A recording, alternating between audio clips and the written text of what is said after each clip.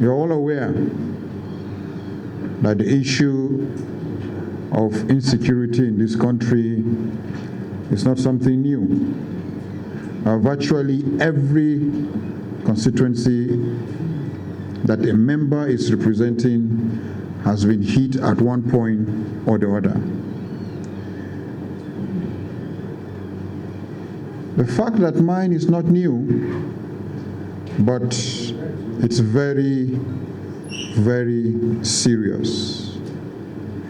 Jos and Plataeu State being a city center that everybody and everyone wants to be part of. But what has bedeviled us became very serious and unfortunate. That one, we see some level of laxity and lack of serious political will. Two, in the sense that over the years, we've been hearing about unknown gunmen, and most of our people that have been killed, justice have not been given to them. And most worrisome, if people are being killed, I won't want to bother you much with what has happened, but mine is we are looking for a solution. And I will really want to talk about a way forward. That if people are being killed, the killed are being identified as being killed by unknown gunmen. But after a while, government will still call people from different angles and saying that they are signing peace pact with the community that were killed and with either headsmen or whatsoever group they might call to sign a peace pact to cease fire, that we should live in peace, and so on and so forth. But if our people are being killed, we hear the word unknown gunmen. But if it's time to sign a peace pact, people that are identified come to the table to sign peace. So meaning, indirectly, the unknown gunmen are people that have been called to sign the peace pact with. So why is nobody being taken to jail? Why is nobody being tried in the court of law today as a result of the killings? As long as justice is not given, and as long as the real perpetrators are not brought to book, we always have unknown gunmen, and we always have known people coming to sign peace pact with communities that were killed. Mine is that to government that we should be able to focus on giving justice to people instead of giving political peace, because political peace in any way never lasts. And again, with the recent discussion, especially on the Plateau in terms of land grabbing, that government brought out that there is a law, anti-land grabbing law, that have to do with if you have been chased from your land, that you go and use the court of law to go and chase the people that chase you with guns from your own land. That is so worrisome. And that is the area that I have a problem with political will. That let's come to the table and say it as it is, so that we'll have a lasting peace on the Plateau and other communities that are being ravaged by these issues of insecurity. Unfortunately, that we have lost so many lives, different theories, different stories, but the real victim, up till date, no justice. And as representative of the people, our call and our desire of our people is that we need justice, we need our lands back, whatsoever means, not us again going to court to go and get our lands when guns were used to chase us out of our lands. Whosoever is signing a peace pact as representing the unknown gun people that came to kill our people, we expect that they should be interrogated to produce the unknown gunmen.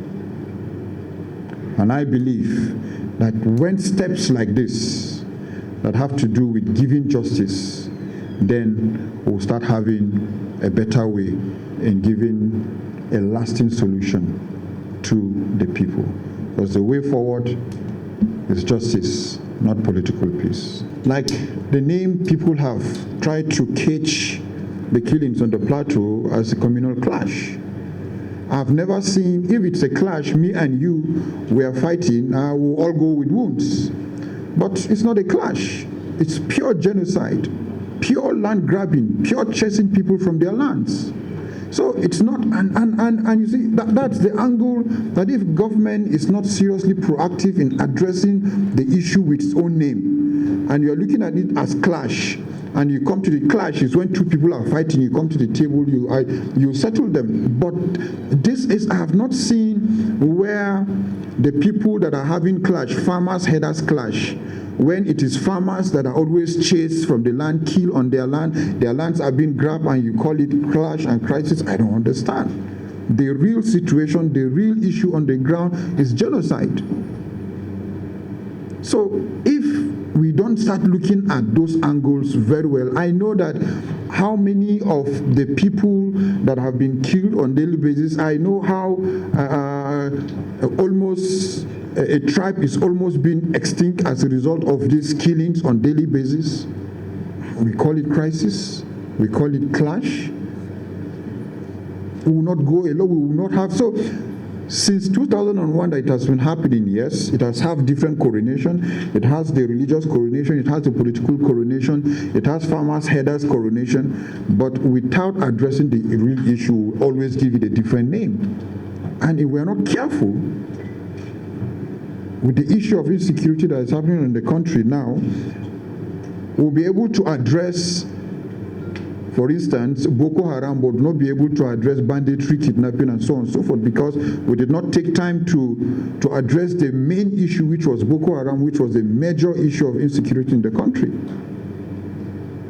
So as long as we don't channel and look at the real problem, and we try to be politically correct in saying that this thing is like this thing is like this, just for us not to be able to offend any political leader or any godfather somewhere or somebody somewhere, then the next generation will still meet this crisis that we call it crisis up till now. And God forbid that the next generation get what is on ground that we are. Security agencies have reports of whatsoever is happening, especially the DSS. But the political will to execute those reports is usually the problem. Justice is the answer. Bringing the real perpetrators to book is the answer. It's not about the perpetrators that most of the times that are being showcased is when the attackers come, attack. And when they leave, the youths within the community will come out to guard the community. Those are the people that at the end of the day are being arrested because they come out to defend themselves, while the real attackers have come, attack, retreat and run.